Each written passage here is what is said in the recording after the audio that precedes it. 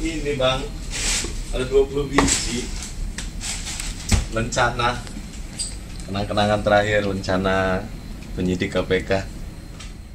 Inilah hari terakhir bagi Praswat Nugraha bekerja sebagai penyidik di Komisi Pemberantasan Korupsi. Buang aja lah. Oh, udah kebuka. Ini bantal kalau ngantuk.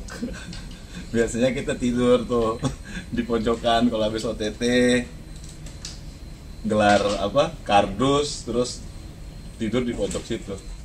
Kaki, pakaian dalam.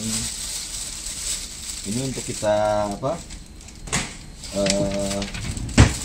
Siap-siap kalau misalnya kemudian ada panggilan mendadak, harus bergerak ke daerah, melakukan penangkapan, melakukan penjemputan secara paksa pada tersangka atau saksi.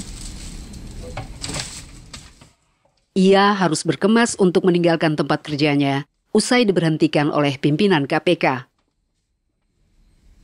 Emang udah berapa bulan Bang nggak ada di meja ini? Dari Mei, sejak ada SK 652 itu. Bang, terakhir kali nih pakai lencana kewenangannya KPK.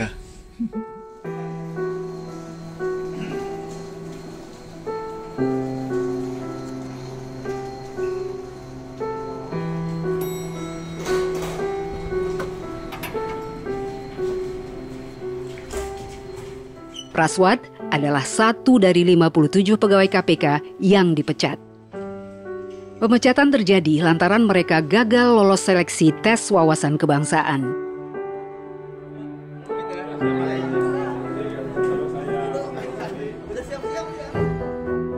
Tes yang dilakukan sebagai konsekuensi dari penerapan Undang-Undang KPK yang baru, di mana seluruh pegawai KPK harus berstatus sebagai ASN.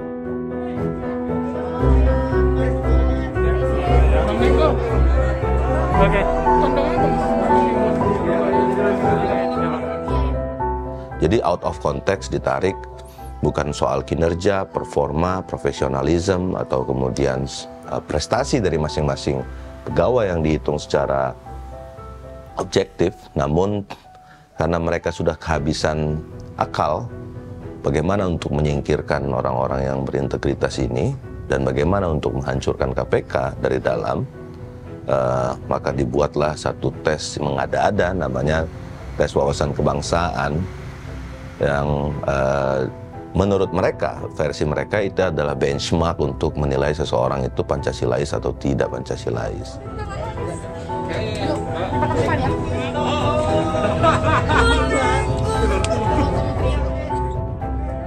Selain dianggap tidak Pancasilais, mereka juga dituduh terafiliasi dengan gerakan garis keras Taliban.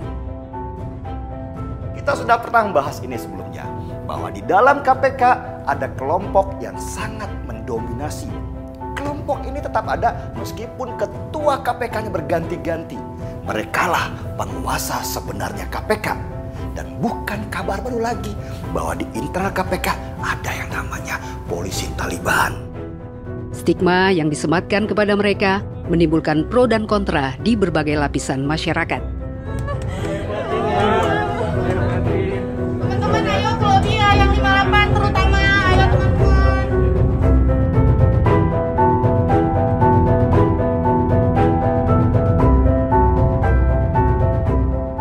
Sebenarnya, masyarakat sipil telah menentang rencana revisi Undang-Undang KPK pada 2019.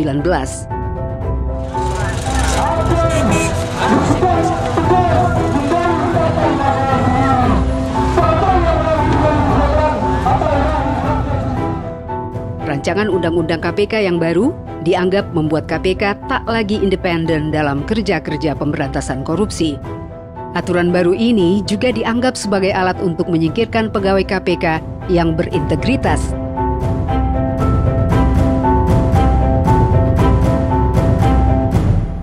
Pancasilanya tidak salah. Pancasilanya nilai-nilai yang luhur. Tapi ketika itu digunakan sebagai tools untuk menstigma seseorang, memberikan cap radikal, Pancasila tidak Pancasila, Pancasila tidak Pancasila.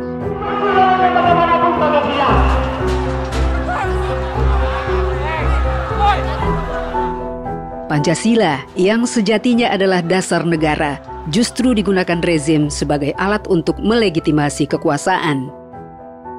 Bahkan, cara-cara itu kerap menimbulkan polarisasi di masyarakat. Padahal, Pancasila lahir dari semangat untuk mewujudkan keadilan sosial dan persatuan bangsa.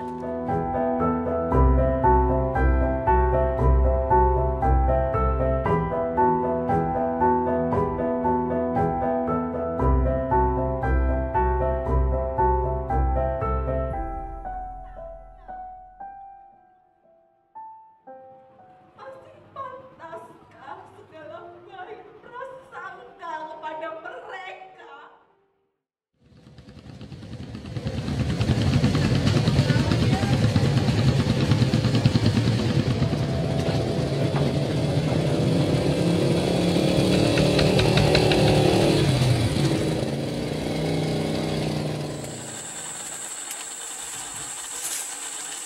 Dua tahun belakangan, Rohmat merintis salah satu usahanya berupa kebun palawija.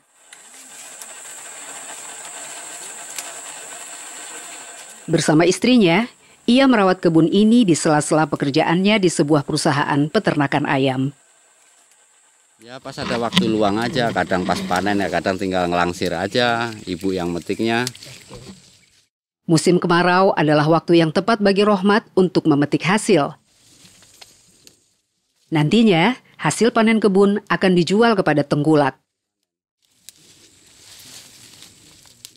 Ini kurang lebih sekitar 300-an batang. Untuk hasil sendiri, kalau pas normal sih sekitar 7-80 kg. Oke. 2 hari sekali. Berapa hari sekali? 2 hari sekali. 2 hari sekali, Ya. itu bisa dipanen? Bisa dipanen. Per kilonya untuk saat ini 8.000. Untuk tengkulak ngambil di sini.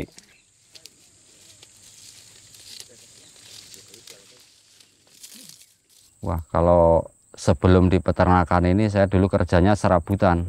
Jadi kuli pikul kayu, lama juga, di tambang emas juga lama. Terus saya pindah ke Jawa, kerja di ekspedisi transportasi jasa pengiriman barang juga lama.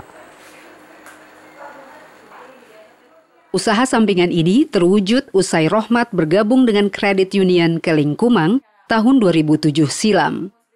Saya punya tujuan ingin merubah hidup saya dari yang dulunya. Saya bisa dikatakan nol besar ya. Nah, saya nengok kawan-kawan yang pada berhasil. Saya tanya selanya gini. Ternyata mereka yang berhasil rata-rata udah menjadi anggota CU Keling Kumang. Credit Union atau CU adalah sebuah lembaga keuangan non-bank yang berbasis koperasi dengan orientasi pada kesejahteraan anggota. Caranya dengan memberikan pinjaman produktif untuk usaha kecil seperti yang dilakukan Rohmat. Seandainya untuk angsuran kurang pun dikit, nah, kemungkinan saya mengajukan. Tak hanya itu, CU juga ikut mendampingi anggotanya untuk memastikan usaha yang dilakukan bisa bertumbuh. Sapi baru ekornya 14. Seperti yang dilakukan Hendrik, pegawai CU Keling Kumang yang bertugas mendampingi setiap anggota. Ada rencana mau nambah lagi?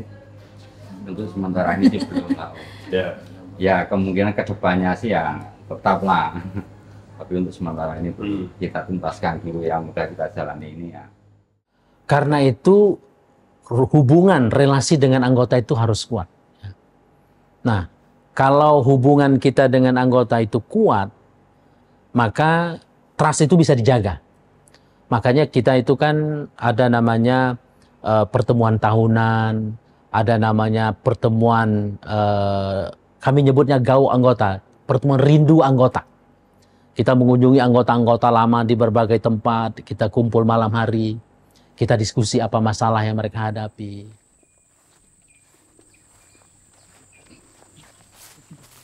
Selamat sore Pak. Ya, selamat sore Pak. Bagus kebunnya? Ya alhamdulillah ini Pak. Ini cuman ini kendala cuaca aja sih. Airnya berkurang. Petani gagal panen. Ya, ibaratnya ada kendala musim kemarau ini, Iya.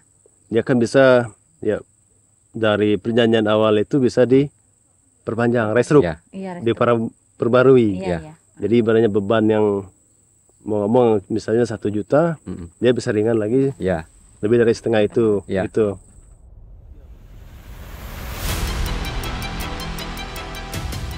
Apa yang diterapkan kredit union berbeda dengan lembaga keuangan seperti bank konvensional.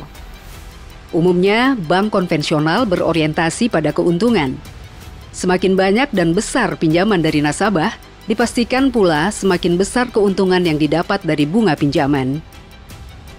Contohnya, saat bank memberikan pinjaman ke 2 orang yang berbeda, di mana mereka akan memulai usaha sejenis dengan jarak berdekatan. Satu untuk usaha warung kelontong, satu lagi untuk minimarket. Konsumen cenderung memilih toko yang lebih lengkap dengan harga yang pasti. Mengingat minimarket dapat mengakses produk dari distributor besar, sehingga harga jual jadi lebih murah dibandingkan warung kelontong. Bank tidak peduli jika ada persaingan bisnis di antara keduanya, hingga salah satu usaha gagal bayar karena kalah bersaing. Yang dilihat oleh bank, setiap peminjam atau nasabah harus membayar cicilannya setiap bulan. Belum lagi jika ada peminjam lain yang akan membangun usaha sejenis lebih besar. Pun begitu, belum lagi jika ada peminjaman untuk usaha lain yang berpotensi merugikan ketiga usaha ini. Seperti pembangunan usaha berskala besar yang pada akhirnya melakukan pembebasan lahan, sehingga usaha kecil lainnya akan tersingkirkan. Maka pada situasi seperti ini, siapa yang bisa mengakses pinjaman atau memiliki modal lebih besar, bisa dipastikan dialah pemenangnya.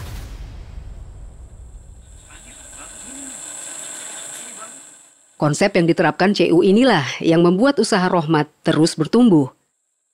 17 tahun bergabung dengan CU, Rohmat sudah memiliki 14 ekor sapi, 4 hektar kebun sawit, 2 hektar pekarangan, serta rumah 200 meter persegi. Pencapaian keuangan yang diraih Rohmat bersama CU bukan tanpa sebab.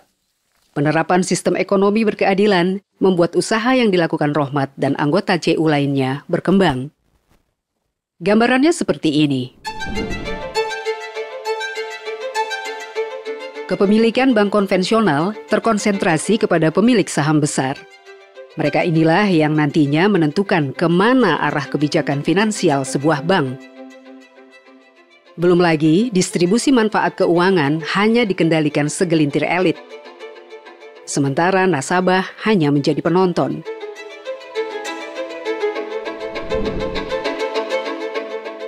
Berbeda dengan kredit union, setiap anggota dapat menentukan kemana arah kebijakan lembaga keuangannya. Sebab, setiap anggota dihitung satu suara dalam setiap pengambilan keputusan. Selain itu, manfaat keuangan yang didapat secara organisasi didistribusikan untuk kesejahteraan anggota. Termasuk menjadi salah satu sumber pembiayaan jaminan sosial seperti dana kelahiran, pendidikan, dan santunan kematian para anggotanya. Demokrasi ekonomi itu adalah ekonomi dari rakyat, oleh rakyat, dan untuk rakyat. Jadi mereka subjek. Nah, karena itu mulai dari institusinya, mereka terlibat di situ, mereka terlibat dalam membuat keputusan, mereka menentukan arah yang mereka mau. Nah, koperasi CU yang kami praktekkan di sini, itu adalah praktek dari ekonomi, demokrasi ekonomi itu. Nah, kita harapkan ekonomi dari rakyat, oleh rakyat, dan untuk rakyat ini betul-betul menjadi kekuatan. Dengan demikian mereka menjadi pelaku ekonomi yang sesungguhnya. Dan itulah kekuatan ekonomi yang kita harapkan terjadi. Sebenarnya lebih operasional, dalam arti membayangkan sebenarnya juga tentang...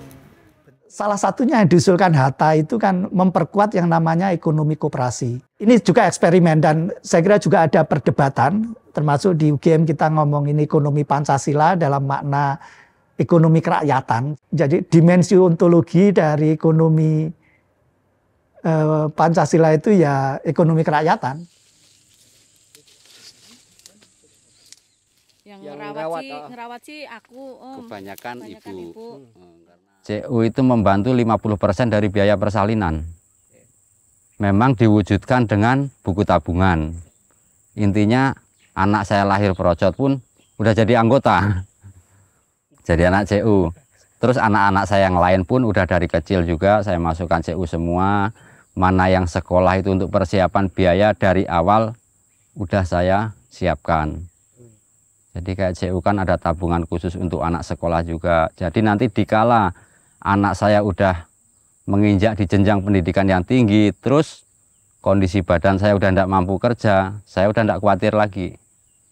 Karena udah ada tabungan di CU tersebut. Sistem yang diterapkan kredit union inilah yang membuat pertumbuhannya di Kalimantan Barat melesat.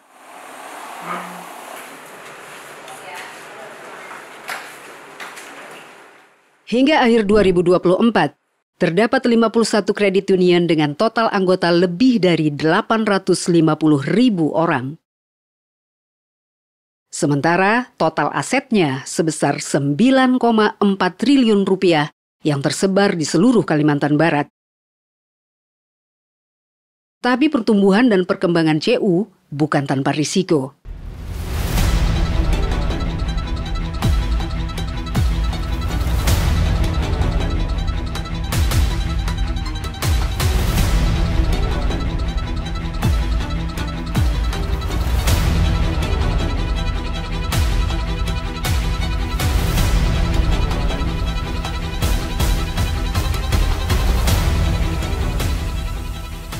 Layanan yang ditawarkan CU kerap dinilai bertentangan dengan regulasi yang ada. Dana solidaritas yang dikumpulkan secara gotong royong kerap dituduh bertentangan dengan undang-undang perasuransian. Dengan sistem dan nilai yang berbeda, CU kerap dipaksa untuk mengikuti regulasi perbankan konvensional. Koperasi CU di Kalbar itu, terutama yang besar-besar, oleh aparat penegak hukum diduga melanggar.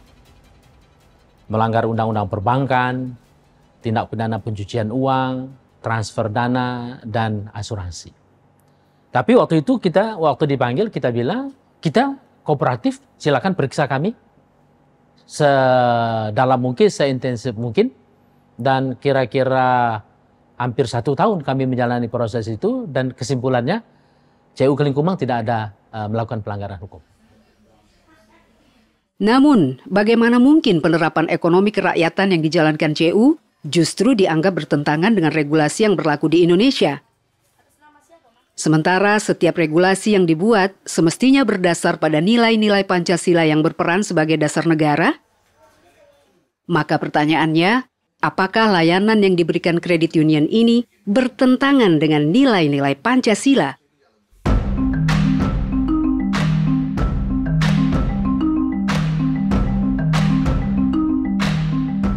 Menuju kemerdekaan, Soekarno membuat gagasan tentang dasar negara yang bernama Pancasila. Gagasan itu berangkat dari nilai masyarakat yang sudah berjalan, kemudian dipadukan dengan beragam ideologi dunia. Tujuannya untuk menyatukan keberagaman menuju Negara Kesatuan Republik Indonesia. Kemudian Soekarno menyampaikan gagasan ini pada sidang BPUPKI pertama 1 Juni 1945. Sehari setelah proklamasi dikumandangkan, Pancasila ditetapkan sebagai dasar negara pada 18 Agustus 1945. Tapi sebagai nilai, ini campuran dari Pancasila sebagai nilai adalah campuran dari berbagai filsafat yang campur aduk itu. Jadi bertentangan. Di situ ada komunitarianisme, ada liberalisme, ya, ada progresivisme, ada konservatisme, ada segala macam. Nah, tapi justru kekuatannya di situ.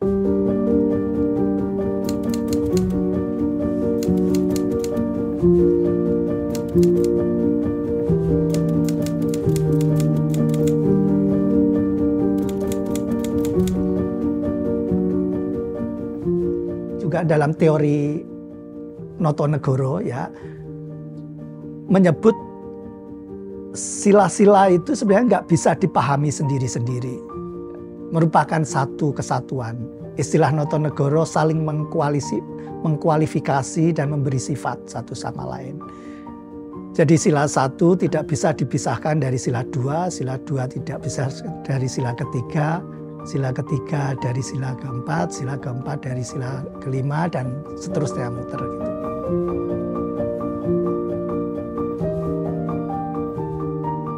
Sejak itu, Pancasila ditetapkan menjadi falsafah hidup bermasyarakat dan bernegara. Termasuk menjadi pijakan bagi presiden, baik sebagai kepala negara, sekaligus berperan dalam merumuskan sebuah kebijakan. Meski pada gilirannya, Pancasila kerap digunakan sebagai legitimasi dalam keputusan politis yang diambil oleh penguasa. Soekarno menyelenggarakan pemilu pertama setelah 10 tahun memproklamasikan kemerdekaan Indonesia. Pada tahun 1955, peserta pemilu diikuti oleh beragam ideologi partai politik, bahkan juga diikuti organisasi masyarakat non-parpol. Namun, sistem multipartai dengan beragam politik aliran kala itu dianggap menimbulkan instabilitas politik. Maka Soekarno mengambil langkah politis, dimulai dengan membubarkan Konstituante tahun 1959 yang berperan sebagai lembaga legislatif. Kemudian, ia menerapkan doktrin Nasakom, nasionalis, agama, dan komunis dengan merangkul partai politik berideologi itu.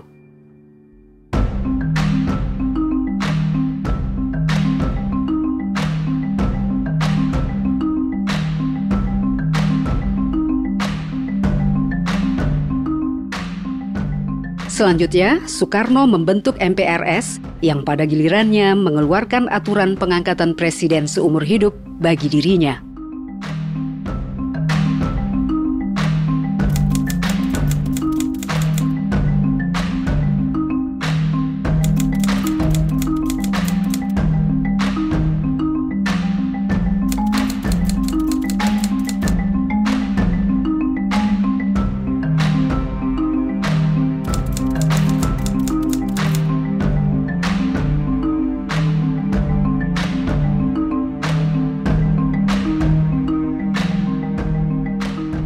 Kita mengalami era demokrasi parlementer, lalu berganti ada undang-undang dasar sementara, lalu berubah lagi nanti di era, saya kira setelah pemilu tahun 55 itu malah memperdebatkan lagi dasar negara dan sebagainya.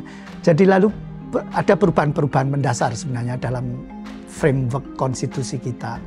Hanya Pancasila tetap ada di sana dalam semua sejarah itu. Orde lama berganti ke Orde baru. Soeharto menggantikan Soekarno.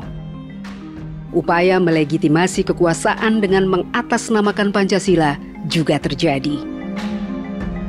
Partai disederhanakan menjadi 2 plus golongan karya atas nama stabilitas politik. Selain itu, suara kritis masyarakat sipil dibungkam di tengah maraknya praktik korupsi dan penyalahgunaan kekuasaan.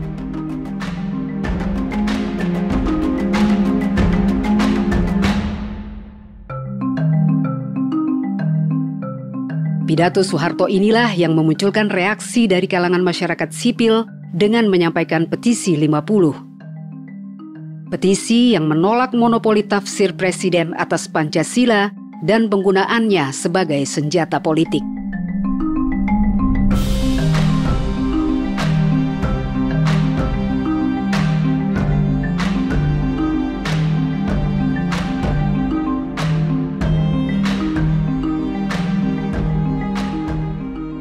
Gejala yang terjadi, yang berkembang selama 30 tahun kekuasaan sebelum reformasi itu kan memang memilah-milah sila-sila ini kecenderungannya ya.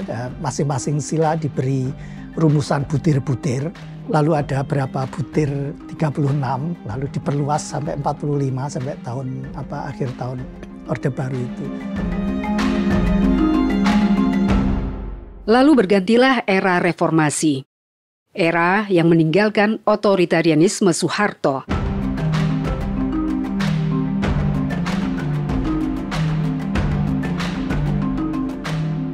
Partai politik bersemi kembali. Media dan aktivis lebih leluasa menjalankan perannya. Tapi penerapan Pancasila di era reformasi hingga hari ini tak lepas dari berbagai peristiwa dan catatan.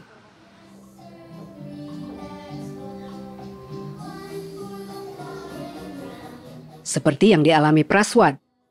Ditanyakan misalnya pilih ibu atau pilih Pancasila, atau kemudian ada pertanyaan misalnya pilih Al-Quran atau Pancasila, bendera merah putih atau Pancasila, jadi atau misalnya bendera merah putih atau Al-Quran gitu ya. Pertanyaan itu diajukan kepadanya sebagai alat ukur apakah Praswad Pancasilais atau tidak. Padahal Praswad dan kawan-kawan lainnya telah menjalani tes wawasan kebangsaan terlebih dahulu sebelum bergabung di KPK. Kala itu, mereka dinyatakan lolos. Menekan sebuah kebijakan mendesak para pimpinan KPK untuk mencabut SK 652 dan SA yang memberhentikan 57 pegawai KPK. Tapi apa yang terjadi kawan-kawan? Pak Firly Bahuri, beliau mau pergi ke Jambi. Karena kami secara de facto maupun de jure kami sudah melewati proses TWK dan proses seleksi sebelumnya. Pada saat saya masuk direkrut menjadi calon penyelidik waktu 2007, itu sudah 5-6 tahapan tes yang kami lewati dan menyatakan lulus. Bahkan kami mengikuti pendidikan khusus di Sekolah Intelijen Strategis TNI, basis TNI. KPK dibentuk sebagai perwujudan semangat reformasi untuk memberantas korupsi. Sejak bekerja efektif tahun 2004, KPK membuktikan kinerjanya sebagai lembaga independen. Sepanjang 2004 hingga 2019, KPK telah menangani sekitar 1.677 kasus korupsi di berbagai sektor. Setidaknya ada 200 kali operasi tangkap tangan dilakukan KPK pada periode ini. Selain itu, sebanyak 1.200 orang berhasil dijerat sebagai tersangka tindak pidana kasus korupsi. Pencapaian itulah yang membuat upaya pelemahan terhadap KPK berulang kali terjadi. Mulai dari kriminalisasi terhadap pemimpin KPK hingga serangan kepada seorang penyidik KPK. Namun, skenario itu belum cukup untuk melemahkan kerja-kerja pemberantasan korupsi. Hingga akhirnya, dan bukan kabar baru lagi bahwa di internal KPK ada yang namanya polisi Taliban. Pemirsa, Ketua KPK Agus Raharjo membantah adanya kelompok-kelompok tertentu di tubuh KPK, di antaranya kelompok Taliban.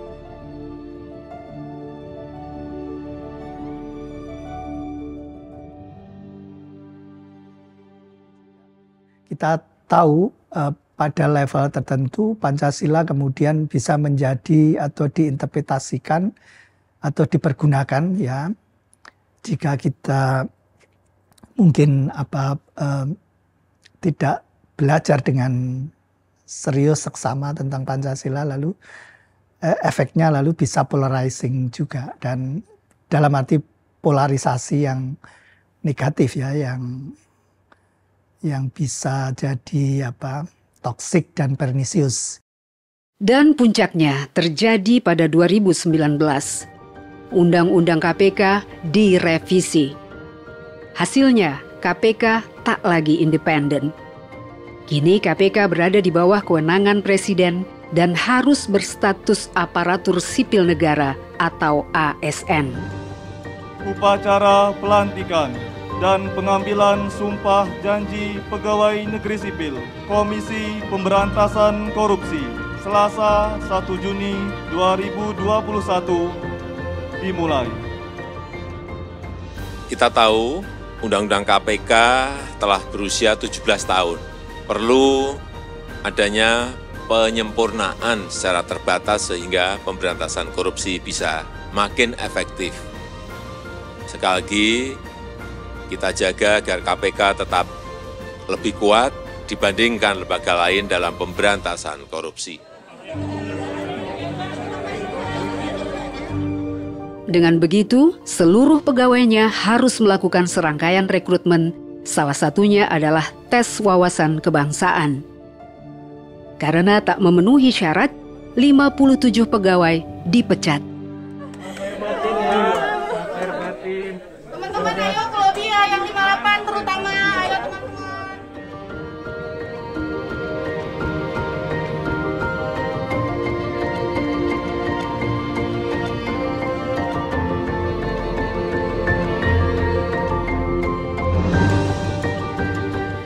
Jika dibandingkan dengan periode KPK sebelumnya, terjadi penurunan kinerja pasca pengesahan Undang-Undang KPK yang baru. Jumlah penanganan kasus korupsi semakin menurun. Begitu pula dengan jumlah OTT yang menurun dibandingkan dengan periode yang lama.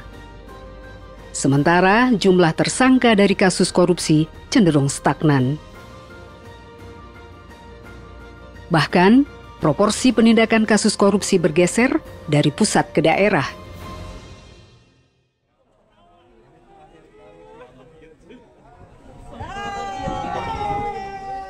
Praswat merasa pelemahan KPK dilakukan sistematis.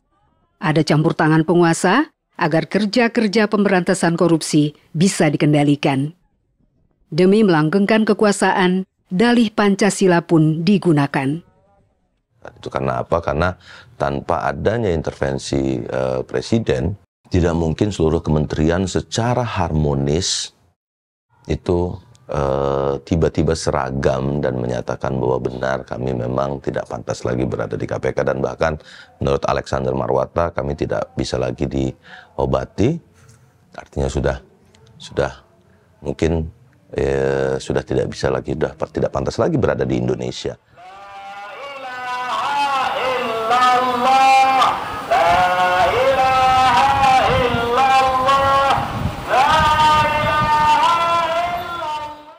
Langkah politis seperti ini bukan kali pertama terjadi di era Presiden Joko Widodo.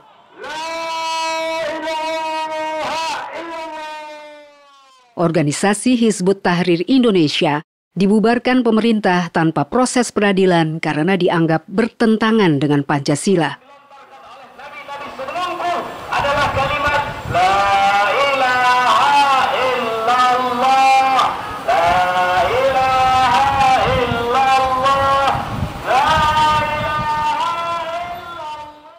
kalau ada indikasi sebuah kelompok organisasi tidak sesuai dengan ukuran kekuasaan, ya, kemudian dinyatakan bubar dulu, baru mereka berhak untuk membela diri di pengadilan.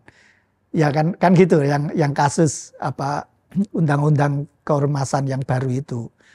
Ya. Jadi ini yang oleh sebagian saya kira aktivis demokrasi dinilai agak membahayakan karena unsur kesewenang-wenangan bisa slip in, bisa masuk di situ.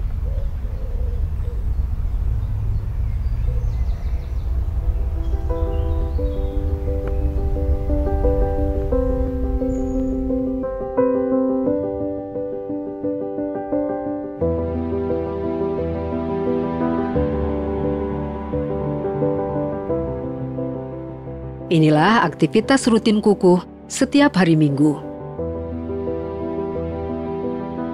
Ia bersama istri dan 3 anaknya menuju ke sebuah gereja yang menyelenggarakan ibadah misa.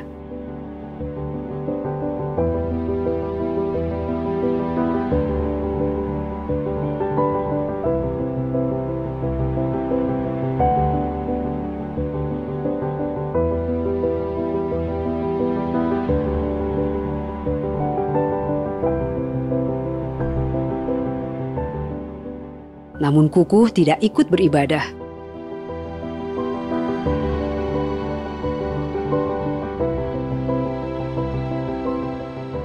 Sebab ia menganut agama Islam.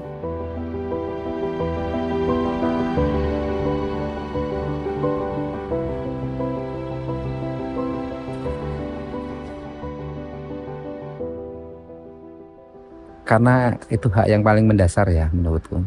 Jadi apapun keyakinan itu baik. Walaupun kita punya keyakinan yang terbaik secara pribadi ya. Jadi karena itu hak ya, sejak dini memang aku beri kebebasan. Kukuh dan Atika adalah pasangan suami istri beda agama. Cinta yang menyatukan mereka untuk mengarungi bahtera rumah tangga sejak 19 tahun silam. Sana difoto dulu, ayo. Namun keputusan menikah beda agama seperti yang dilakukan Atika bukan tanpa rintangan. Saya nggak tahu ya, kehidupan berwarga bernegara itulah aturan-aturan itu menurutku membatasi, menurutku natur. Jadi ini terbatas oleh kultur. Sebenarnya orang menikah itu karena apa? Mesti ketertarikan, rasa suka, rasa cinta gitu kan. Nah itu kan sekarang dibatasi. Pada tahun 1974, negara membuat undang-undang tentang pernikahan.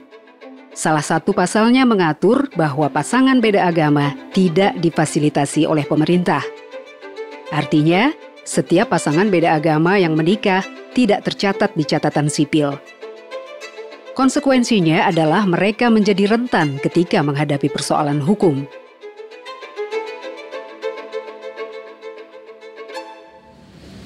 Ya.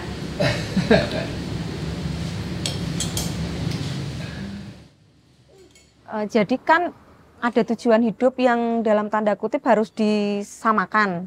Ini kan dari dua orang yang punya dua kepala, dua pemikiran, tapi jadi satu.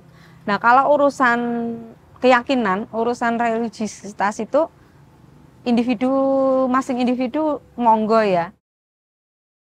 Setidaknya pasal ini pernah 3 kali digugat oleh masyarakat lewat Mahkamah Konstitusi sejak 2014. Namun hasilnya semua ditolak.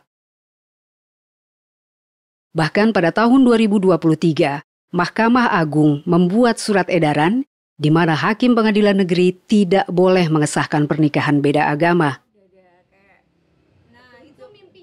Beruntung, pernikahan Atika dan Kukuh tercatat di catatan sipil setelah pihak gereja memfasilitasi hal tersebut. Ini 2 itu yang dari catatan sipil, jadi ada 2 toh, ini yang untuk istri, ini yang untuk suami. Jadi ini milikku, ini untuk Mas Kukuh gitu kan. Terus ini yang surat perkawinan yang dari gereja. Ini.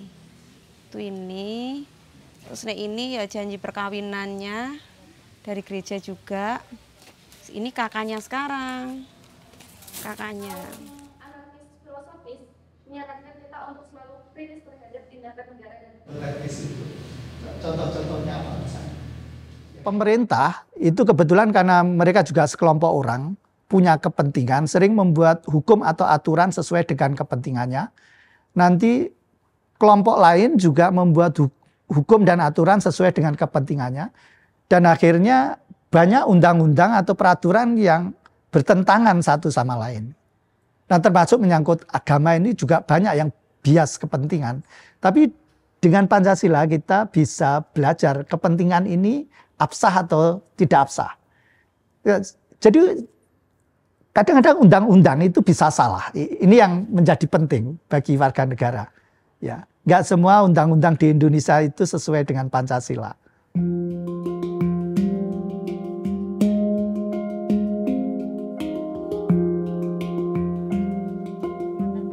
Sampun paring informasi lan sampun komunikasi kalian Bapak Joko Boyo lan paring kesempatan datang kelompok Ina Mulya Lestari saged tumut mengelola. Meski bertentangan dengan aturan yang berlaku, kebersamaan Atika dan Kukuh diterima oleh masyarakat sekitar. Bahkan mereka turut aktif dalam kegiatan yang ada di lingkungannya. Tatarannya itu sudah nggak membicarakan tentang keyakinan lagi, tapi bagaimana mau membangun rumah tangga ini tujuannya mau apa.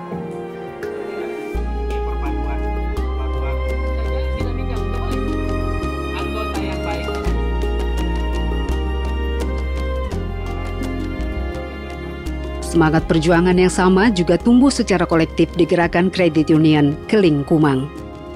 Meski tidak dalam payung hukum yang spesifik mengatur tentang kredit union, mereka tetap berjalan secara kolektif. Gerakan membangun ekonomi, membangun kehidupan keluarga. Karena itu bukan hanya suami yang diwajibkan, tapi seluruh anggota keluarganya.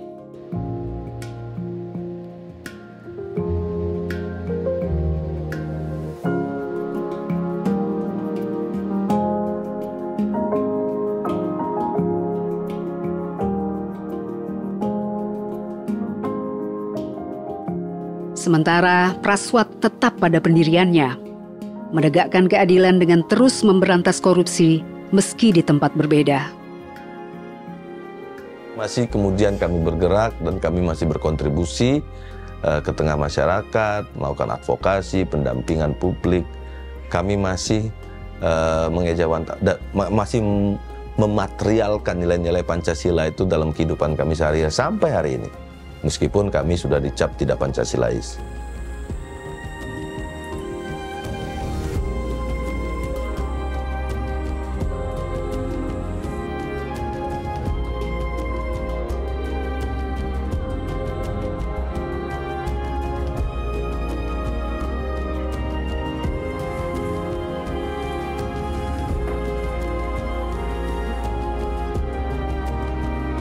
Kita sebenarnya ingin betul-betul menjadikan masyarakat setempat sebagai tuan rumah di negerinya sendiri. Jadi mereka berdaulat di kampung halamannya. Nah, ini yang kami harapkan.